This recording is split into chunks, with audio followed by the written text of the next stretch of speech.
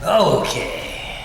All right. Good morning. We are here with Nathan Catlin, who has just returned from his fellowship in Jerusalem.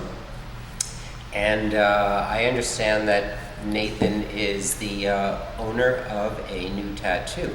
Can we see that? Forgot. I don't know if his camera's gonna see it. It's just a little Jerusalem cross. Okay, nice. We will provide a larger picture of that for the website. Yeah, not necessarily a top. religious tattoo, but more of a Jerusalem tattoo. Can anything in Israel not be religious? Jerusalem specifically, probably not. But I did meet a lot of secular people, but it was interesting. Okay.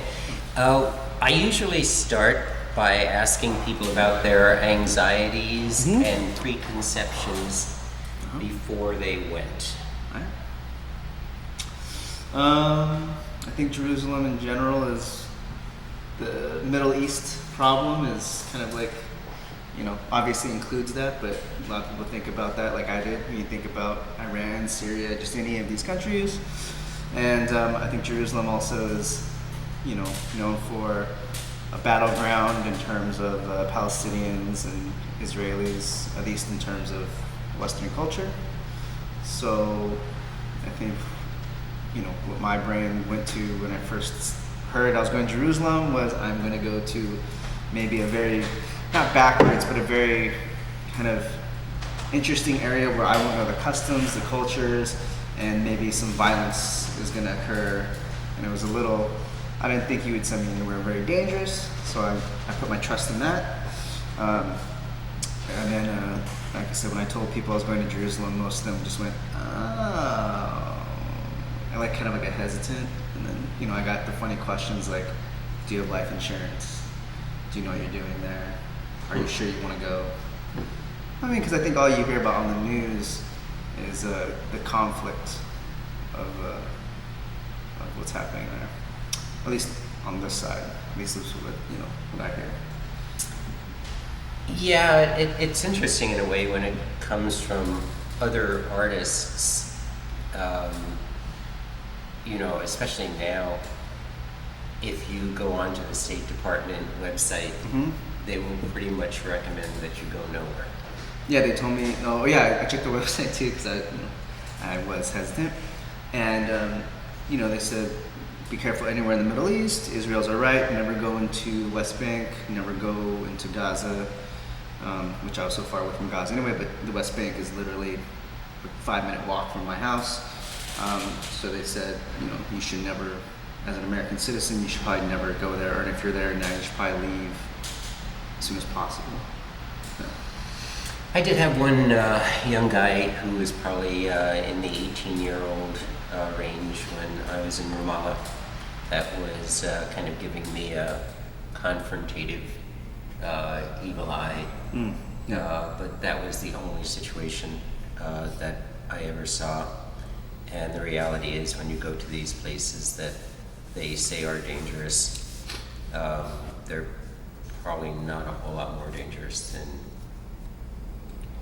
Yeah, I mean, when I would talk to people about this a little bit over there, it's a sad fact, but 4th of July, there were 26 shootings in Chicago, probably less, maybe 14. Still, 4th of July, one day, that many shootings. They were like, it's much safer than the U.S., many parts of the U.S. And it's an unfortunate fact that I think is real. The tension there is up and down, like you could feel it sometimes in Jerusalem. But as far as the violence happening, it's, there's spikes in that. But when I was there, it was relatively calm. So. Okay, within the first couple of days, you were meeting with, I think, Palestinian folks and kind of getting a sense of what's going on. Yeah. How did that... That's great. I had a dinner at the Mount of Olives, which is where the Jerusalem's most holy gravesite is, or Jews' most holy gravesite. They believe that's, I think, when the apocalypse comes, those people are going to heaven first. That's what I was told. And so that was an interesting spot because it's a Palestinian neighborhood, because that land was Palestinian until the war in '67. So it's still all Palestinian up there, and that's where I had most people I talk to never go up there. The Jewish population, they're kind of, afraid of going up there, confrontation, which I understand. I mean, it makes sense. But at the same time, it was interesting. I had a really nice dinner with a man that was not supposed to be my host. It was supposed to be another Muslim guy, but he didn't speak very much English. So he was nervous. So they asked this other man, they all work in a car dealership fixing cars. And he was like, sure, I'll take him. And it turns out like the best deal ever.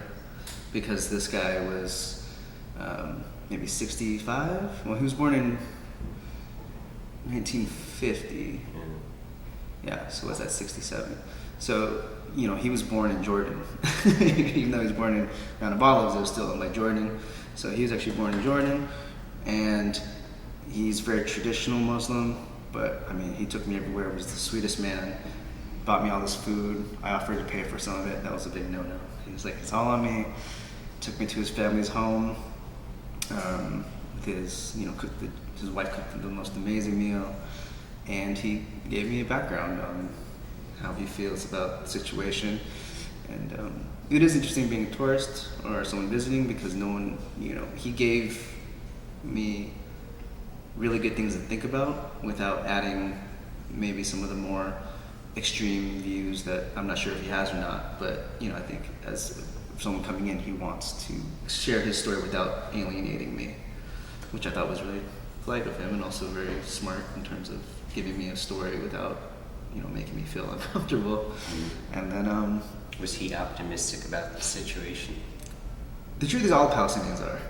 Like like every Palestinian that I've met feels horrible about what's happening. But none of them feel defeated, which is very interesting. They all believe that one day their land will be returned. Not necessarily, nobody I met, this is also what I read in the Western news, but nobody I met called for destruction of Israel. They just called for taking down the walls and letting them move freely, giving them their freedom back. So. Yeah, I think one of the things that I was pleasantly surprised at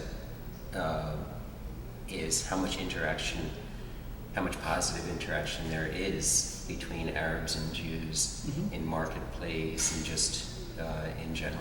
Yeah, the guy I had dinner with, he works at a car dealership in the industrial area. He was telling me, he's like, we're half Arab, half Jew. We eat our meals together, we hang out together, and but he's like, when it comes to certain things, we don't agree. But beyond that, our lives are so intertwined that you can't just be in constant conflict with people.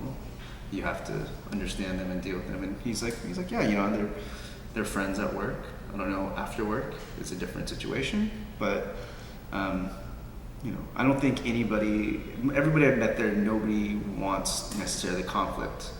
I think they all feel like it's a product of what is happening. But nobody's like, I can't wait until something horrible happens, or I want to fight. Like everybody just says, I want to not worry about going outside. People, I want to not worry about, my family having no place to live. So it's mostly the opinions I was getting were mostly based on the idea that nobody's happy with the situation, and they just want it fixed. I was just going to say, it is the land of opinions. Yes. Now everyone has a different opinion about the same thing, and I've heard dozens of different ways to fix this conflict, which is incredible because I would think that there'd be more of a consensus, but everyone's like, I think integration, I think separation, I think this and this and this, and it was interesting. You fall on one side? Did something seem to make more sense to you? I would assume. I think separation. In terms of control given back to, control given back to the Palestinian land without it being occupied. I think Israel is there; it's not going anywhere. So you can't be like, Israel exists, Palestine exists. Israel doesn't want to take care of the Arabs for the rest of their lives, for the rest of the foreseeable future. So, and I think without the constant conflict, I think people, I think I had a conversation with somebody about Hamas, right? They're saying like, well, Palestinians want Hamas, and it's like, well, for me, I was like, well, the Palestinians want someone who's going to fight for them because they feel hopeless. And in my mind, I don't know if it's true or not, but maybe if the Palestinians had their land back or some land to call their own, their home, they wouldn't necessarily need a government that was based on violence and fear. Maybe they would want a government that's based on actually perpetuating their culture and their lives and giving them, because it's easy to fall into fear, and when you do that, you choose a government that, this is very normal for the world, to choose a government that will help perpetuate that. So. Well, before we go on to food, which is perhaps a lighter Yes. and more enjoyable subject sometimes, Mm-hmm. one of the things that I learned was a sense of land. We in the US, if we have land and you offer me some piece of land that's better, I'm happy to swap my land for the better land. Mm-hmm. I never understood how important the land underneath me was, and to find that there was kind of an interesting shift in my perception of value and of what's important. Mm-hmm. Talking about like how much the land is worth in terms of. Well, for example, I was sitting in one house in Palestinian area, and he was telling me that how important the land that they were on, that Israel would give them alternative land, but it was not fungible. Yeah, well, I think it's difficult because I think a lot of people are like some of the Palestinians I met who said they're never going to leave Palestine. I think some ultra-conservative Israelis are like, we'll just wait till they leave. But this man was like, we are never going to leave. Like, this is my father's land, and it's his father's land, and it's his father's land, and it's his father's land. And then just to say like, well, we want to build a settlement here, so we're going to say it's our land. I think a lot of it is once they give up anything, it's a sign that they've given up everything. So if you were to say like, okay, like we'll move there, then in their minds it's like, well then once they want that land, now they're going to move us to another land, and they're going to move us to another land until finally there's no more land for us to live in. But I think even deeper than that, it's the fact that they've lived there for centuries. Their families have farmed those lands for centuries, and to have someone come in and say, it's time for you to go, I think that's like the big, that land for them is holy in terms of not even just religiously, but just in terms of their own history. I hadn't thought of it before, but there is perhaps an interesting parallel in the Native American population here, Very, very and interesting. how we're dealing or not dealing similarly to. Well, it's manifest destiny. Yeah, it's like this whole idea that like this is our promised land, and and I don't know. I've had many conversations about the idea of the past, and we should learn from the past, but it really doesn't feel like much is being learned from any of this, especially how to negotiate ideas and talk about things. But yeah, I think someone was talking to someone else talking about this is colonization. It's just colonialism. It's just the West already did it, so now we're like, this is bad, but the East hasn't really done as much, and so now the East is kind of taken over this idea of, and so the West does a good job at going like, no, but we've already done it. We've stripped lands from people, we've taken advantage of people, we've claimed that God gave us the right for this land. I mean, it's Wonder where we got the idea. Yeah, it's a rough situation. Well, to be surrounded by so much history, we're just starting to get a sense of our history. We're just starting to want to keep buildings that were built rather than tear them down and put something else up. And to be so surrounded by so much history there and have it dictate so much of your daily life must be a real conflict for younger folks to some degree. I'm sorry, what do you mean? Well, they're changing. The world is changing. Yeah. They want the sense of history. Yeah. By the same token, their world is getting a whole lot smaller with internet information Yeah. and that. So I see people being very much attached to history, that it's a grounding thing for them, but very much in conflict because of its anachronism.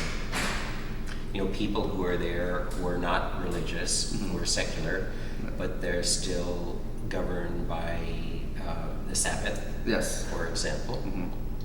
And so it's got one leg in the past, one leg in the future, and it seems like an interesting, non-resolved kind of. I don't know what I would do if I were there.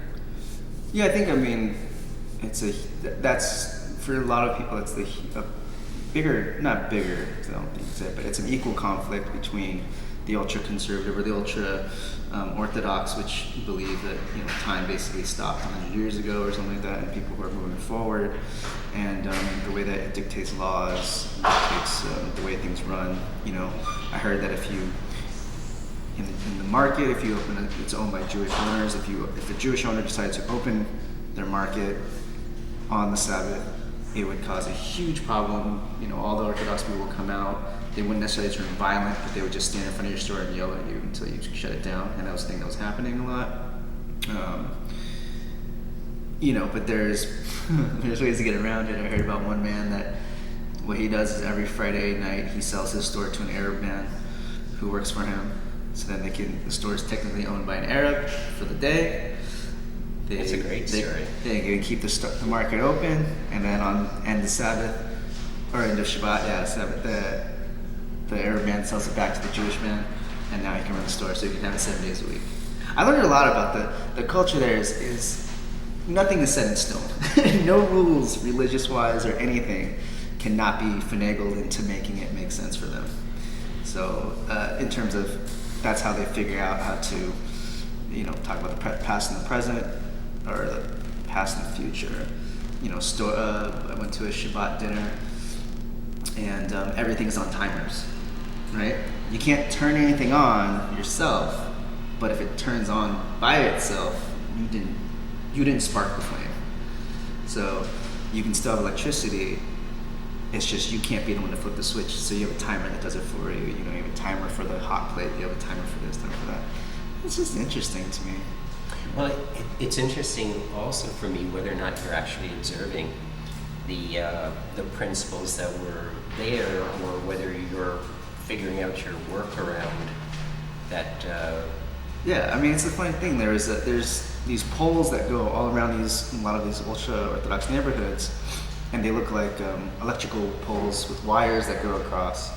And they were talking about these wires. What it is on Shabbat, you're not allowed to have anything in your pockets outside your home. You're not allowed to carry anything on you. But that's a problem, because if you need to go, bring your house keys with you, how are you supposed to leave your house with your house keys? It's not allowed. So what they did is they put up all these poles with these wires that went around the neighborhood, on the trail to your synagogue. And what they decided is this, because between these wires is now the inside of your home. And the guy who gave me the tour made this joke. He's like, there's a big joke up here that when they asked the repairman or the guy to come in and put these poles in, the guy was like, why do you need these poles here? And they're like, well, we're going to pretend that this is the inside of our home so we can go to the synagogue. And the guy was like, well, if you're going to pretend that, how about you just pretend that they're there? It's like this whole idea of however you can make things work. It doesn't really have to make sense, but if you can justify kind of the funniness to it. So I don't know. It was interesting to see that. I was like, I don't think that this is how it was supposed to be, but I don't know. I'm not Jewish. it's an interesting increased awareness of religion while you're working so hard to kind of skirt around it. Could you live there? I think I could. I think at the end of the day, it's for me. I was obviously have not lived through some of the more violent periods and things like this, so I don't have a built-in fear, which I think a lot of people there do have. and not that it affects their lives every day, but it does affect what they do a lot, like where they travel, where they go. But if it was like 1 year, 2 year residency in terms of teaching at a university that you're doing something, I feel like I could easily. What would be the most attractive reasons for you to move there?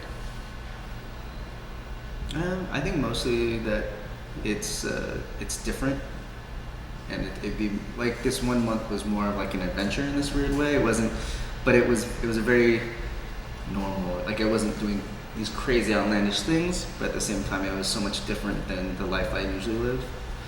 That I think I personally actually think I can live in a lot of places.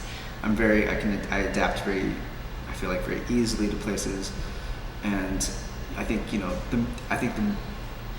maybe better question is where would I not live, and this place does not fall into that. I would definitely live there because it's just I know the trains now, I know the buses, which are horrible, but they work. I know the neighborhoods, all of them. It's more like I feel like I can go there because I know it, but I don't know it enough to say I've lived there. I know it enough to say I visit there, and I think it's always nice to know a place in terms of living there, because then you can have. I feel like my opinion of the place is only about this big because I can't really have a true opinion until I've lived through some of the things that they've lived. Not to make generalizations, because of course I know that not a good thing to do, and you pointed that out in your blog about the woman who was giving you a bit of a diatribe about the Arabs there, and it was nice that you corrected her. It was kind of a John oh my gosh, the politician who said to the woman that Barack Obama is not a Muslim. John McCain? John McCain. Mm-hmm. Yeah. So you kind of did your John McCain there with her. I think I'm not, I'm a visitor just like she is, but I don't know. She gave a really broad generalization of an entire group of people being bloodthirsty, basically, and I don't know. I wasn't there to educate her at all. I just was there to maybe say, like, first of all, you don't know me. Like, I'm covered in tattoos. I have blonde in my hair. Like, I would assume, looking at me, that I'd be more on the liberal side. So maybe if she was trying to educate me on being more conservative or being more right-wing, maybe that was her point. But no, and then to use South Africa as like a, I don't know. It reeked of just pure like, I don't know. She just assumed that the second she's like, oh, there's some places in Palestine where they have, they have total control, like Ramallah. It's like totally controlled by Palestinians. And I was like, kind of. They still can't leave their country. They still can't go in and out. You cut off a lot of resources. It's like, well, they don't make their country nicer. And it's like, well, there's no money there. Their closest neighbor that, has the most money is Israel, and they don't really want to deal with them at all. And, when you cut off water sources, when you cut off things like this, it causes poverty, and you can't just change that, like by saying, well, we're not going to police you. It's like, well, they still are. But she, I've heard more crazy stuff from tourists, because tourists who think they know the situation better, and I don't think I would ever go to a tourist and claim to know. Yeah, it's diaspora people or displaced people that often have the strongest opinions about places rather than people that actually live there. But it is a place and a culture of asking anything, talking about anything, asking personal questions, which I kind of like in a certain kind of way. I like the depth of conversation rather than the avoidance of conversation we sometimes have here. No, they said, it's very Israeli to say how you feel without any kind of filter. Stop being so. You got a good lesson. Yeah, stop being so politically correct. But crappy sandwich. Crappy sandwich, I know. I was trying to be polite, but the fact is, she also knew it was a crappy sandwich, and she didn't say anything. She just served it to me. Like, you could have been real and said, "This is a crappy sandwich. You should order something else." That was a really complex interchange. Like, I don't know what. Yeah. Like, as you're saying, why she knew it was a crappy sandwich. Yeah, why is she? And then when I said it, she's like, "Why don't you just tell me the truth?" Because you gave me a crappy sandwich knowing it's a crappy sandwich, so why don't you tell me the truth? I don't know. Yeah. So it's funny, but I also had conversations where people said, "Say whatever you like. This is Israel. You're free to. We're not like the U.S." And then I've had other people say like, "Yeah, that's changing a lot. It's changing a lot there because now you have to be so hardline on something. Like just like everywhere in the world, Israel is facing it too. You're either pro-Palestine, pro-Israel. You're a Zionist or you're an anti-Semite. It's like everything. So while I think conversation is probably more open there, from what I've heard from a lot of people, there's a lot. The opinions are becoming much harder, and it also people are getting much more angry about which side you lean on. So I hope it stays more open. I really enjoyed it. I really want to bring that back here and just say it like it is, but I also want a little bit of tact. The two countries that are most supportive of Trump right now are Russia and Israel. Yeah, there's a lot of pro-Trump posters. A lot of Israel loves Donald Trump, and that's a tough one. And what was it? Bring the capital or bring the embassy to Israel's true capital, which is they believe Jerusalem, right? So I don't know. It was a. That's probably not a good idea. No, no, no. I don't know. Any kind of, I don't know. Jerusalem is, its own little island of just. I feel like the politics are so strong there that as an outside force, you only want to help. You don't want to actually make things worse, which is very easy to do. Yeah. So the best hummus. The best hummus. I didn't get to eat the best hummus, which is. I feel very guilty about. It was right by my place, but I just never had time to go to it. So the Middle East is a hummus fest. Oh my gosh, I know. I had my fridge because I wound up not really cooking very much because everyone fed me all day. But I did buy like 6 things of hummus, and they were just if I was ever at home, I'd eat that. The best hummus was when I had dinner with the Muslim family. There was just some guy in an alleyway, little cart. It wasn't, it was very clean, but it was just like a very random spot. He just pulled over, we went in, the guy put all this homemade hummus and gave it to us, and that was it. And that was the best hummus of the trip. But beyond that, hummus is just good in general, and I feel like they know how to make it, so. I find there's different amounts of lemon as you go. Lemon, garlic, all these different, little hints of things, but I think the most flavorful one was the one, Mount of Olives where I went, but, I don't know. Food in general, you were buying food, you weren't making much food? I was buying most food because I was out a lot, and then secondly, it's always new stuff, so I want to try that. I don't know how to cook very well, but my neighbor is constantly bringing me food.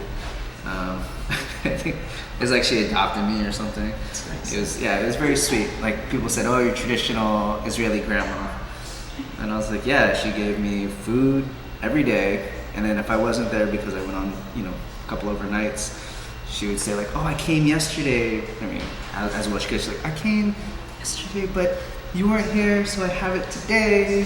And I'm like, "Thank you." I don't know. I gave her some halva as well, which it was supposed to be like during the middle of the trip, like, "Thank you for everything. Here's some halva. Now we're square. Like, you've been really nice to me." That just made it worse. Not worse, but better. Like, then every day, here's food, here's beer, here's soda, here's, it's like, my fridge was packed, and I was like, I can't eat this. Like, I don't have time to eat all this, but it was just really funny. So, very sweet lady. Give me an example of one of the activities. I saw that a bunch of them were kind of physically difficult. But give me one that really made you think a lot about being there. Walk up to Masada or something. Yeah, I mean, the walk to Masada was pretty amazing. I wound up being the first one there in pitch black, which was super strange. I mean, that was like more of like seeing the land, you know. But it's weird. I don't know. What made me feel like I was there mostly was having dinners and meetings with people. That was,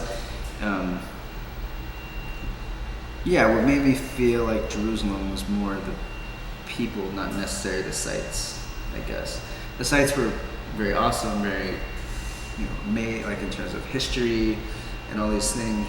But I think, you know, having lunch with a Hasidic man that is trying to better his community, having Shabbat with a lesbian couple who are raising a daughter, but also very traditionally Jewish, you know, having a dinner in Mount of Olives, the Muslim family, in a very traditional sense. Like those things made me feel like I was in Jerusalem. You know? It's kind of interesting that the level of tolerance is very high in many areas and very low in other areas. Certainly, the gay issue is not an issue in Israel. How about race, other than, you know, I know there are a bunch of the Ethiopian community. Yeah. What is the interaction? Did you have Ethiopian food? I did not. No, I mean there's a few Ethiopian places around. I think for me mostly I don't really care too much for Ethiopian food. I mean I've had it before and it's fine, but you know there was a lot of other food that I was constantly trying to eat. The Ethiopian community, I mean it feels just very normal there, I guess. There's like 4 or 5 restaurants on the main strip that are, you know, around, and they're open on Shabbat usually. But it's very different because I think in those areas, I would say an Arab family or business would not be able to. They probably wouldn't rent as much to them. But the Ethiopian population has like 4 or 5 places, or you know, so it seemed like they're just more tolerant of that. I did see what would equate to a stop and frisk, but it was always Muslims or Arabs. I don't know if they're Muslims, but Arabs. You know, where like 3 guys, I was eating dinner, and 3 guys look like they're just out on the town, were dressed very fun, like they're gonna go to a club or something like that. Were stopped and hassled for their passports and held, you know, just for a while, and finally let go.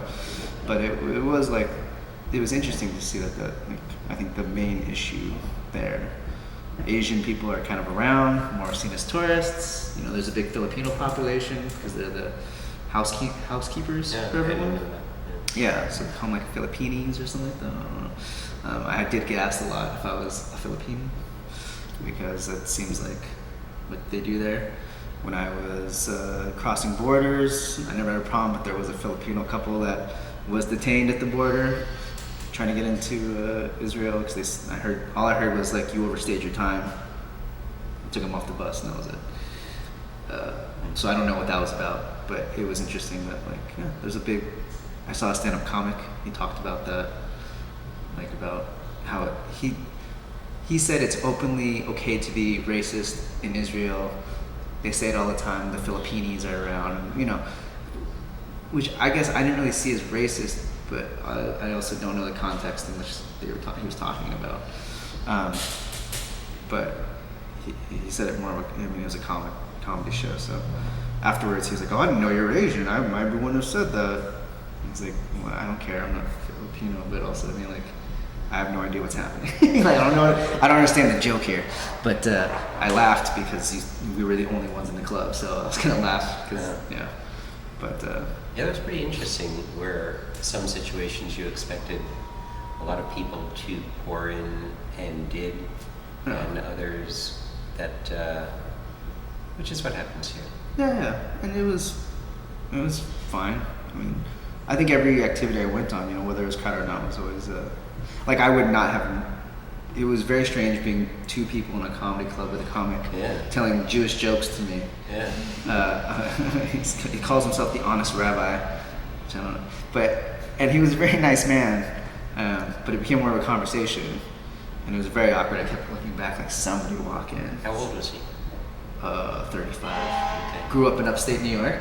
Okay. You know, at a Jewish area, and said that he felt more at home in Israel, so he moved to Israel when he was like 18, did military service, and then has been there. But yeah, it was. I wouldn't have not gone knowing that it was gonna be just two of us. Might as well see what it's like. There is, by the way, an interesting Hasidic community upstate that is very intense, very problematic in the area. You might want to look that up in the Catskills. I mean, I think he's from he said a very traditional. Yeah, Curious or something. But yeah.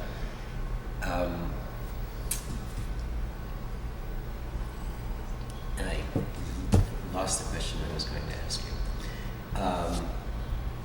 Give me an example of one or two people that you met there that kind of really shifted your view, either about being in Israel or life, or just something that was a very positive experience. Very positive experience. Or negative experience, but a strong experience of meeting with somebody. Let me see. I mean, I met with this the girl Tamar, who took me to Shabbat dinner. It was the second Shabbat. The first one was a family, a girl named Ingbal, but that was like a family dinner. So with Tamar, it was nice because she's the one who has a female partner and an adopted child, but they celebrate. But she taught me a lot. I mean, she's not necessarily the religious one. Her partner is, so she doesn't. But she taught me a lot about Judaism, in terms of she really felt like she's also from the U.S. I think we're like born and raised here and then moved there. But she taught me a lot about Judaism, about the language, the religion, the certain things, and that was, I think, really positive because it gave me more of an insight on the culture, because the culture is through the language, it's through the people, and I think, I don't know, there was another guy who I met that wasn't part of this program. I forgot his name. Do you know his name? The man that took me. Yeah. Bisan. Sorry, Bisan. Yes. He took me. He grew up in the old city. Young man, probably about my age actually. He was in the UK now, and but he took me around the old city where he grew up. Talked about the problems there. And so, that was it opened my eyes to see someone who had lived there, who talked about the problems there, who believes in the change there, but is also not, non-violent, very just about changing policy through action, politics, and peaceful talks. And I think being there, what was really, besides, every person I talked to, like I said, actually the Hasidic man, his name is so long and ridiculous, not in a bad way, but just such a traditional name. But he actually learned a lot from, because we didn't talk about the conflict at all, we talked about religion. And it was very interesting to talk to him, because he at some point said, you and I share more in common than I do with my own community when it comes to these things. Because we're talking about religion and how religion is looked at and how it's closed off and it should be more open, and there's things. And here's this Hasidic man who lives in a Hasidic community that is trying to help his community with education, and to not talk about the politics of the conflict, but talk about religion, which is huge there, and to have him and I discuss the fact that he feels like I understand him more than his own community, was very interesting. And then we became Facebook friends, and he took a selfie of us in the restaurant before we left. Remember, I was like, it was a very interesting moment, but he was very, very nice to talk to. And So he's got some kind of secular something going on inside of him? no, he's a Hasidic man that grew up in Misharim, which is like a very, very ultra-Orthodox neighborhood. And certain sects of Judaism, they teach about religion in the Bible. And that's kind of your whole education. And so he grew up, I think, like that. And what happens is when he got older, he started getting into computers, started getting into science, things like this. And he was kind of upset that his community was not looking at more of the secular ideas. And he got worried because he was like, the Hasidic population is having a lot of babies, a lot of children. And he said he couldn't imagine that the next generation, which is going to be a big population of Hasidic people, are not going to be educated in the world. They're only going to be educated in the Bible. And these people are going to have to run stores, run communities, be a part of the world. And so if they aren't educated beyond the Bible, they're really the world is existing. They talk about the past and the present and future. They're stuck in the past. And so, but because of this, he got these awards for trying to help, but he also was shunned from his community.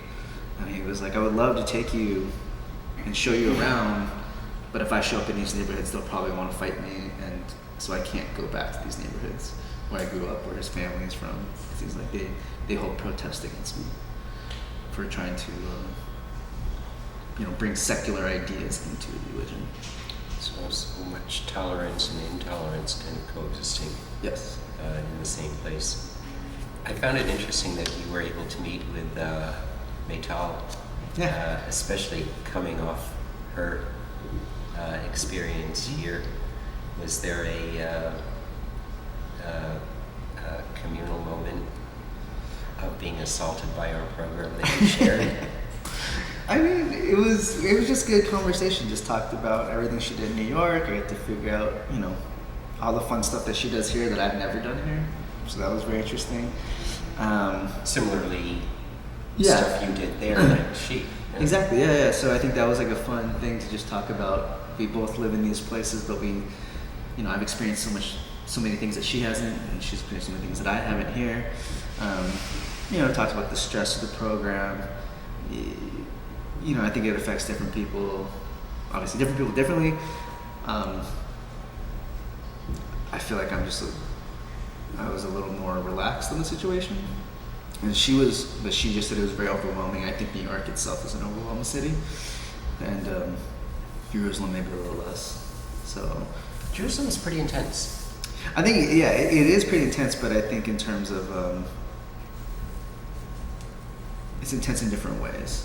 I think a lot of people I've talked to a lot of people there that when they come to New York, being in the city itself without the politics or the religion, just being in the city is overwhelming because you have buildings that you can't see the sun and everything's like around you and there's a million cars and a million people and there it's just like it's not like that. So you initially don't have the overwhelming sense of being in this crazy city. The politics and the religion, they get more intense, but I think just like for the first week, going somewhere like New York, I think if you're not used to the hecticness of it, can really kind of wear you out a little bit. And when you were talking with people and telling them what you were doing, their response was similarly... They were jealous. Everyone was jealous. Interesting. Yeah. And you met Leor as well. Mm-hmm. Leor, remind me real quick. I met with a million people, but... He was in our program. Yes. Tallish guy. You went to a church service with him that had the rock and roll. Very sorry, Leor. Yes. I'm sorry. There's a million... Yeah. No. That was funny, because I asked him, I was like, how did you get... so you're religious? He's like, no. It's like, how did you get chosen to go to a church service with me? He's like, I don't know, because I did the program and they asked, and so I said yes. I was like, oh, so what is this? And he's like, I think it's like a Jews for Jesus thing. I was like, cool. Like, I know some Messianic Jews. I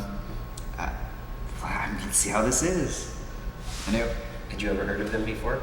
Yeah, no, I had a friend who was a Messianic Jew that was like, I mean, the Jews for Jesus. yeah, that's, I mean, same thing. Like, Yeah. But like, yeah, he was a singer-songwriter, so I have a couple CDs from him, and he sings about Jesus all day, which I was like, that's different. Evan Levine, he's a very Jewish name.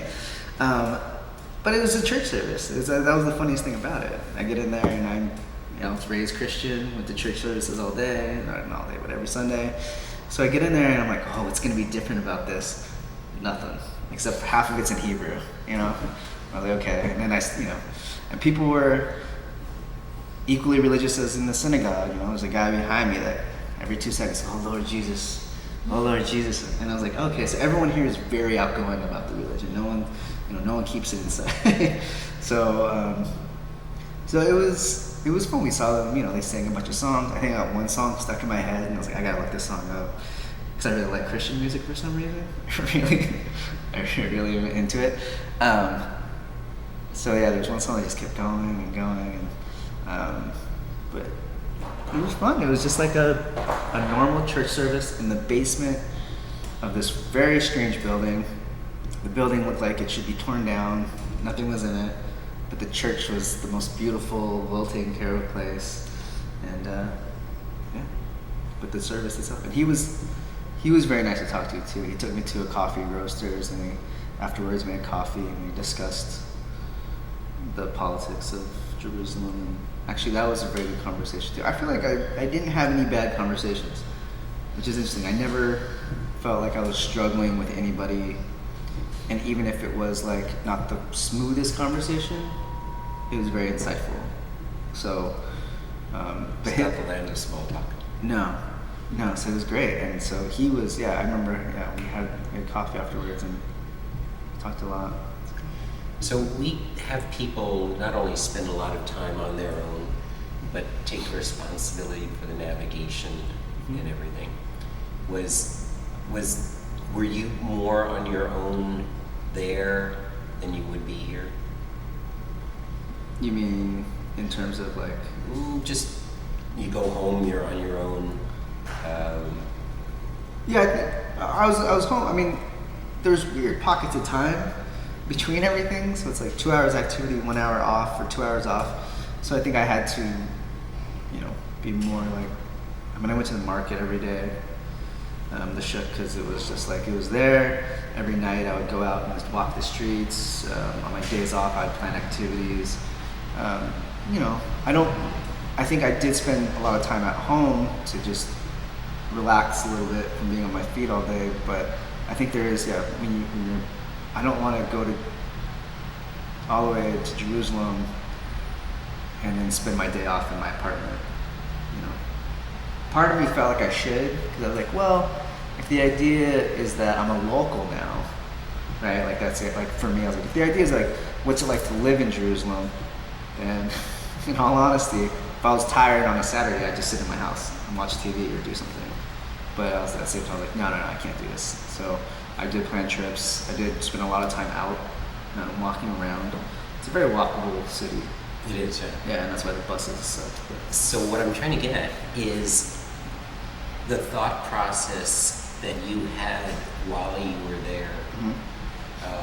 Was there any theme that you were thinking about? The fact that time was going a certain way, the fact that you were so displaced and comfortable and uncomfortable at the same time, the being alone thing, did it have any? Oh yeah. No, I mean I think the being alone thing, the only times that I felt like, because I was meeting so many people, and I think the bad part is I was meeting so many people and I was getting so many phone numbers and people saying, let's get a drink here, let's do this. I never did any of those things. I think I was always too tired, or it's also a strange thing because you meet someone for 2 hours or an hour and it's up and down. Like those conversations are usually so good that it's like, maybe that was it. Maybe that's all I needed. It was one moment with this person, have a wonderful conversation, wonderful memory, and why mess that up? This is not an unusual response from people because there's always that kind of ambivalence of, God, there's so much new that going back and trying to re-spark Yeah. that kind of thing is interesting. So- Especially in such a short time. I mean, I think if I went back to Jerusalem, which I actually I really want to do. Came back yesterday, and I'm like, oh, I want to go back already. And I think I would reconnect with all those people and then have the drinks then. I think my mind was too much, like, what's gonna happen tomorrow? What's gonna happen tomorrow? And the only time I think I wrote about was at night when I didn't go to any bars. I went to like maybe one bar on one night with drink with somebody, but besides that, there was I just didn't really have time, or I don't like to go to bars on myself. It just doesn't interest me. So I think there was a couple nights walking home at like 10 or 11 down the main strip and being like, oh, it'd be cool if my friends were here because we can all have a drink and just kind of be stupid together. And that's the thing, is like, I don't know these people, but I've met enough to feel like I could be stupid and just have like a fun night. It's more like we've had deep conversation or fun conversation, but it's also like, I don't know if I'm at the point where I can get drunk with you and then, be like, cool. I'm surprised you didn't experiment. Everyone offered. I mean, it's a funny thing too. I think not everyone, but a lot of people I met were like, so do you need drugs? No. But I do like that people offer me drugs. That was very sweet of them, actually. Nobody offers me drugs here. Or they make me pay for it if I want them, but I don't. But it's just, yeah, it's just really funny that I was like, hey, so do you need anything? Or the best part is also just the assumption. It's like, oh, let's just go sit down and smoke. I'm like, oh, I don't smoke cigarettes. I wasn't talking about cigarettes. Oh, I don't smoke that either. And they're like, oh, okay. I was like, I disappointed them. I was like, I'm sorry. Well, there is a camaraderie about and together. Everyone's very sweet about it. I was like, this is a funny moment. So we sent you to a therapist. Oh yes, yeah, that was fun. And I gather it was your first therapy. Okay. And it seems like you came away kind of positive from the experience. Yeah, it was very positive. It was a funny thing because she and I would have conversations.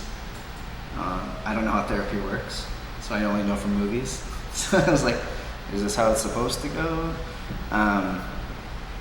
But I don't know, at the end of it, she was like, I'm really glad I met you. Me too. She's like, well, if you're not to therapy, have you thought about like psychoanalytics? Yeah.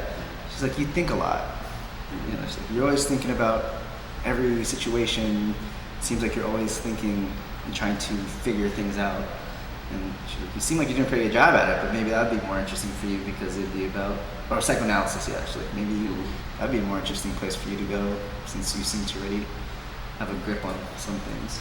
Well, our main reason for doing it is, like a lot of the other activities, we want to give people the opportunity to experience it if they haven't. Mm-hmm. The way I often explain it to people here is that it's kind of like buying a best friend. Yeah. Mm-hmm. I see that. Well, it was funny because she's the only person that I've met up with 3 times who wasn't like, leahy or tall who helped run the program. So she was like, I did say, because we talked about the fact that I only see people once, we had these conversations. And I was like, yeah, it's funny that you're the person I see 3 times. We had the most conversation. And it was good. I think it gave me a space to just like vomit everything I was thinking. It's meant to be a pressure valve on one side, a question and answer thing on the other side. Yeah. And usually when people go to a therapist, they have a reason. Yeah. And the therapist knows why they're there. Uh-huh. Yeah. So it's not unusual in our situation where there's this kind of parity between the therapist and the person. It's like, well, why'd you come here? I don't know because I'm scheduled. Yeah. Okay. And they're at a loss in a way of what to talk about. And then it slowly kind of develops in a nice situation in the fact that you're the center of attention, essentially. You get to investigate what you're saying in largely as soon as you get comfortable with a non-judgmental situation. Yeah, yeah. I mean, it was. I felt a little bad for her because I'd always drink like 2 or 3 coffees before I went, because there was always like an open time. So I'd show up and I just like bombard her. You made it easy for her. Oh yeah, yeah. No, there was no quiet moments. Actually, I think all 3 times she's like, "I think we have to stop." I was like, "Oh shit, I'm sorry." But the conversation was good in terms of it became more of a conversation at the end. So she was explaining to me about, you know, I don't know about her personal life. I didn't really get into it. About the military, about being a mother, and what that does when you're in Israel, when you know your child has to go to war. We had talked about, you know, the situation there. It was just like a funny thing, because at one point she's like, "I never really thought about that. That's interesting, actually." But, you know, about like the politics, and then I was doing the same thing with her. Like, "Oh, I never really thought about that." Send her a bill. Yeah. Just, I'll send her a hug in the mail, because I don't think we ever got the hug. It's like, Well, you should now that you're back. We recommend that you kind of send a friendly picture back to people. You know. yeah. No. I mean, I gave a lot of haul out. So, you know, a lot of people I had to haul. That's sand in the desert, though. Yeah, that's true. Yeah. But I think most people wouldn't buy it. You know, most Yeah. people are like, it's, you know. But no. But I do need to email. I think what's good too is like a lot of people who I met up with. Somehow we've become Instagram friends, Facebook friends. You know, there's communication still there, so it's not like a one-time only deal. You know, it's not like I saw you, goodbye, never see you again. So I do think with today's technology, it's nice. So, give me. I want to say 3. You can do 2. Okay. Takeaways that seem to resonate in you. 2 or 3 takeaways from the program. Well, let's see. Things are always more complex than you think they are. I got a lot of understanding on in terms of the crisis there. Like, yeah, I think I have much more of an understanding on why people on both sides are fearful. And it's, you know, it's easy to be like, I'm for this or I'm for that, without actually having people would tell me like, I'm afraid to go outside, and I'm like, it's fine out here. And they're like, well, you didn't have buses blowing up every day in the early 2000s. You know, it's a very different world, and I have to understand that, like, you know, when they say that they're afraid, they're not saying that they're against. They're just saying that, you know, these things did happen. So it gave me more understanding of the broader view of just like everyone is afraid of something, and it's actually, I think the problem is that everyone's afraid, and rightfully so. But it's what's keeping the division there is people are afraid of each other on both sides. We're moving closer to that. Yeah, it's very scary because also, you know, I learned a lot about the government there, and you learn about what the government has been doing there, and then you look at what Donald Trump is doing here, and it's just like, I don't know, like he seems to be copying BB's playbook. I do like that he's named BB too. I mean, I knew that beforehand, but it's just such a cute name for such a harsh fist. Yeah, so I thought that was funny. So like, oh, BB lives here. I was like, oh, Jesus. I think that's only his nickname, though. Yeah. But I mean, I like that, you know, like, I don't know, just to, like if Trump, like Toodles or something, I don't know. It just. No, it's better to be known as candy than diarrhea, so. That's true. But I think like a little tougher name than BB, you know, like, I don't know, maybe even B, just be B, like BB just makes it cute. His friends. Yeah.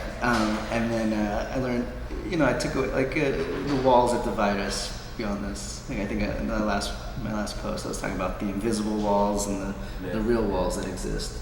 And that exists in the U.S. as well. I mean, I think, you know, having dialogues with people is much easier for me to, when I was talking about something, because I'm not Israeli, because I'm not Palestinian, because I'm not from there, to then bring the conversation to U.S. and talk about, you know, because then I can actually maybe have a little more credibility when I talk about something.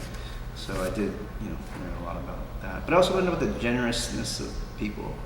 Like, everybody I met there was very generous. Everyone was very kind. And that made me sad too, because, I get taken to a Ramadan dinner, I get taken to a Shabbat dinner, but never would they have dinner together. And that's like a horrible thing where it's like, here are these two amazing people who are welcoming. Could you have engineered that? Or they wouldn't have done it? They might have done it, but I don't know. It's so divided there that a lot of people, like in the Mount of Olives, which is technically in Israel right now, right? Like, so they don't learn to speak Hebrew, and obviously in Israel they don't learn to speak Aramaic or Arabic. So even though they live 5 minutes away from each other, they don't even want to learn each other's languages because they decide that at some point there's going to be division and they don't need each other. So it makes it difficult to, if you already have that mindset, then to be like, oh, let's come and all hang out. Like, some people want to do that, right? Some people, like, that's the hope. That's the hope, is that there are people that come together and do these things. Now, whether or not the families that I was with were willing to do those things, I don't know. It just never really came across as like a question. But it is, it is interesting, like being a foreigner, not having a true, like not having my foot in the battle there. Everyone is very nice to me, and it's a sad thing when you think that you can't, these are neighbors, and they're not that they don't want to talk to each other, but maybe they don't. But it's beyond that. It's more than that. It's like they can't really talk to each other because they're not really supposed to talk to each other. So, just learn about the goodness in people that is not allowed to be shared for some reason. It's distressing. It's very good. I mean, it's very depressing. It's distressing, depressing.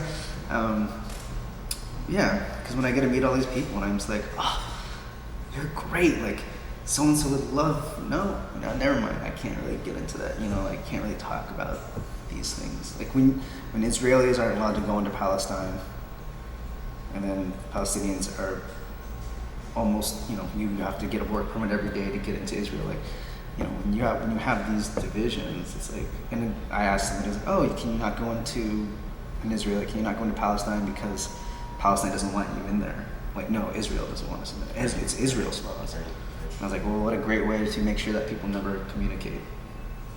I know it's like scary, and I know there's things that could happen, but before the second Intifada, and I never say the word, but Intifada, yeah. People were saying that they go to Palestine all the time, get lunch, things are cheaper there, clothes are cheaper there, they go all the time, eat food, and on Shabbat, when everything was closed, they'd go over there. And then ever since that happened, now there's a wall, and they're not allowed to, like, legally. So it's just, It's an interesting microcosm for us to look at and try to avoid as much as we can. Yeah, I know. I was talking about if Trump gets his wall, I mean, it would probably devastate the Mexican economy. I don't know, or it could hurt our economy with farmers and, Anyway, we're not gonna get into the U.S. part. Don't even know what to think about that. I have one final question, and then I will ask Elizabeth if she has a question for you. Mm-hmm. But what happened at the Natural History Museum? I don't know. I mean, it was should I describe it, or I don't know. We probably won't get there. You probably won't get there, but if anybody in Israel is watching, just cut it off right now. But no, it's like I didn't know what to expect. Actually, most of the activities I went to when I showed up, I know there's a little description, but I would just say, I don't know what to expect. Please let me know. What are we supposed to talk about here? Or what am I supposed to do here? Because I wanted to keep it very open. Like, I wanted to be excited. And anyway, so I went there, same thing. And what it is it's a tour of this museum that's, I don't know if it's closed or it's just stuck in like a time warp. And they give you a flashlight and a headset or earphones, and it's a audio tour through this museum, and this woman's like, I will walk with you through this museum, I will show you around. But I didn't know if it was supposed to be scary or not. It was very scary. You're in you're in a natural history museum with no lights on and a flashlight, and every time you turn a corner, there's a dead animal staring at you. So, and then, at some point she's like, turn off the flashlight, have a moment. And I was like, no, I'm not gonna do that. Or I'll put my hand over it. Because I didn't know what it was, and I was like, is somebody gonna jump out and scare me? I'm not down for that. Well, I don't want to. So, but I think by the end of it became more apparent. And I was like, I'm just gonna do whatever she tells me to, because that's the point of this thing. So when she's like, sit in this chair, turn the light off, and you're in front of like a skeleton, and then you're like in the pitch black, rocking in this rocking chair in front of the skeleton, and she's like, I'll be back. And she's like, you hear her walk away. And you're like, I do feel like I'm alone now. But it was fun. It was also I went to a dark room, turn off the light, pitch black, and then she says something like, now I'm gonna put on some music and you should dance. And I was like, what? And it was The Lion Sleeps Tonight, and it was pitch black. And all I could think is there a camera watching me? Is there a camera watching me, waiting for me to dance? I'm gonna dance. So I danced a little bit, right? And then at the very end, you go through this whole museum, and I turn the corner and there's a girl sitting in a chair, which startled me. And she's like, oh, hey, you can take off your headset now, we can have a conversation. And it's the woman on the headset sitting there. Very cool. Yeah, and so, and you have it was like a funny conversation because it was an art piece.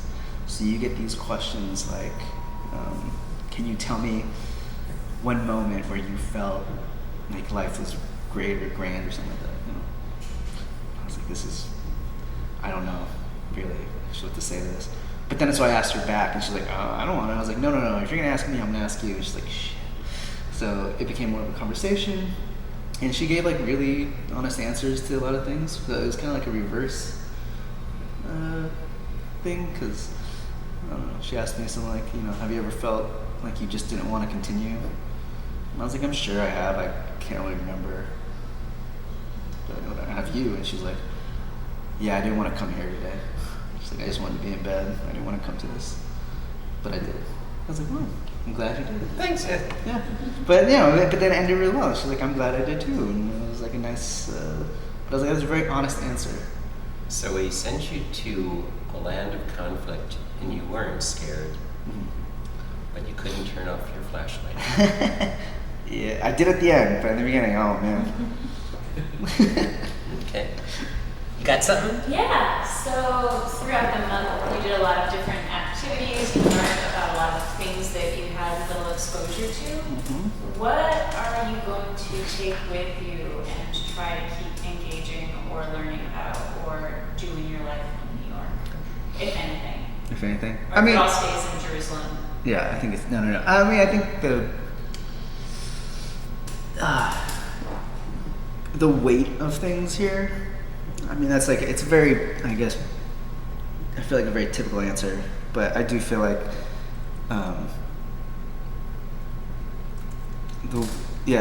the weight of issues and how much things annoy me is really kind of minuscule compared to. You mean you're not going to let them? No, everything's gonna annoy me still. I can't help that. But I think the way I approach these things, you see people who are living not in fear, but they're like, I can't go 5 minutes from my house into a place where because I'm afraid of these things, or like people who are like, oh, my family is gonna lose everything, and then I'm like, if there's problems at work, if there's problems with these things, I don't know how long that feeling will last, but I do think that I got enough to see just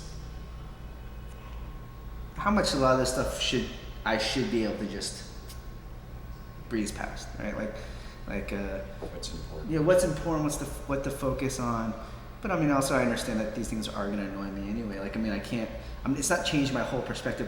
Life is, I have such a good thing, and there's no reason for me to ever get upset, because that's not real. I am gonna get upset, but it's also, perspective. At the end of the day, I get upset, but how much do I really want to let that annoy me? How bad are things really in my life have a good life. So it's, I can't even go there with that. And I think that was important. I think being more honest too. I'm like, maybe that's a good Israeli thing, just being blunt. But I do want to keep my American tactfulness. Instead of saying like, hey, listen, you smell real bad, but hey, you may want to put some deodorant on. That'd be cool. I don't know. There's different rules. My father was born without a tact gene, and he passed that pathology along to me. Nice. I've been trying to correct it, and I can be taken out socially now. But I think I know people who don't have any, and it's kind of the most amazing thing because they can just be completely brutal, and because they're always that way, people just go, oh, that's just the way they are. It doesn't affect it. I think when I'm brutally honest, people go like, usually you're much nicer than this. So I think maybe if I give myself some time to become that person, then nobody will expect it from me, and then my life can still be good. I think you can work toward that. Yeah, but I don't know. I mean, I don't know. It's just Israel was just. I mean, Jerusalem was just so. It was just very nice, and everyone I met, and so I think just that kind of willingness to jump in head first, and also give people, everyone who took time out of their day to spend with me, that kind of giving nature of a lot of these people is also something that I really appreciate, and I think throughout my life, if anybody needs anything, why not? Good experience, good takeaway. Yeah. Good. Thank you so much. Yeah. Cool. That's a wrap.